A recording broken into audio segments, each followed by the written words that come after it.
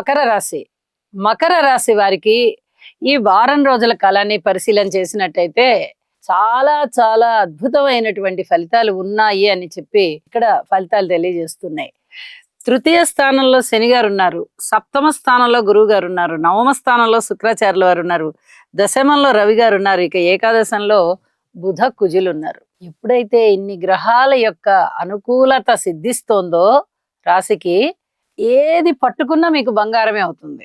మీరు ప్రారంభించడమే ఆలస్యం, మీరు సంకల్పం చేసుకోవడమే ఆలస్యం, సంకల్ప సిద్ధి కూడా జరుగుతోంది. ఇక్కడ చూడండి, తృతీయ స్థానంలో శని గారి యొక్క స్థితి మీ సంకల్పాన్ని బాగా నెరవేరుస్తుంది, మనోబలాన్ని పెంచుతుంది, అన్నదమ్ముల సహాయ సహకారాలను ఇస్తుంది, దగ్గర ప్రయాణాలను ఇస్తుంది, ఆత్మీయతని చక్కగా పంచుతుంది, బంధుమిత్రుల యొక్క ఆదరణ చాలా చాలా బాగుంటుంది. అలాగే పిత్రార్జితాలు బాగుంటాయి, ఉద్యోగ జీవితం చాలా బాగుంటుంది,